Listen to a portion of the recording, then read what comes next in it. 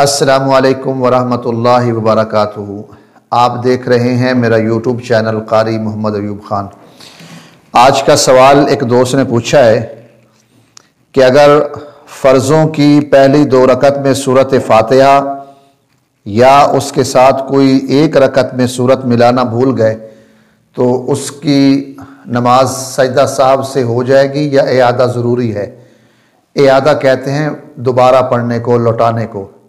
तो सवाल यह है कि आया ऐसी नमाज फ़र्ज़ जिसकी पहली 2 रकतों में, ये याद रख लें हमेशा, फ़र्ज़ की पहली 2 रकतों में सूरत फ़ातिहा के साथ सूरत मिलाना ये वाजिब है।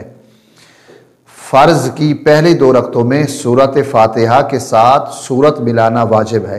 अब सवाल यह है कि आया सूरत फ़ातिहा भूल गए या उसके साथ सूरत मिलाना भूल गए।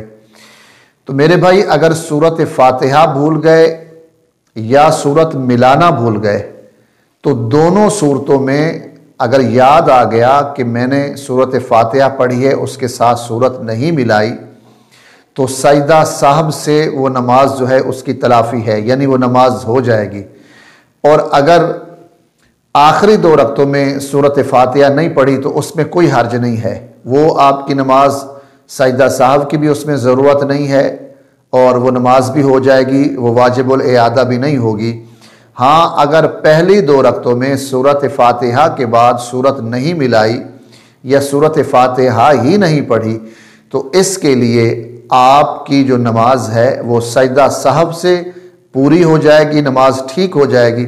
और अगर आपने सजदा साहब ही नहीं किया तो फिर वो नमाज वाजिबुल इआदा होगी। वाजिबुल इआदा उसको कहते हैं कि वो नमाज दोबारा जो है फ़र्ज़ों की सूरत में दोबारा पढ़ी जाएगी। पहली 2 रकतों में फ़र्ज़ नमाज की पहली 2 रकतों में नमाज सूरत फ़ातिहा के साथ सूरत मिलाना ये वाजिब है फ़र्ज़ों की, और आखिरी 2 रकतों में सिर्फ फ़ातिहा पढ़ लें, ठीक है। और अगर कहीं फ़ातिहा भूल भी गए तब भी नमाज आपकी हो जाएगी।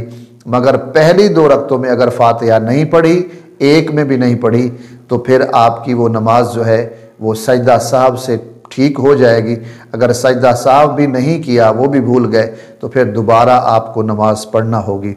उम्मीद है आपको सवाल समझ आ गया होगा। वमा अलैना इल्लल बलागुल मुबीन।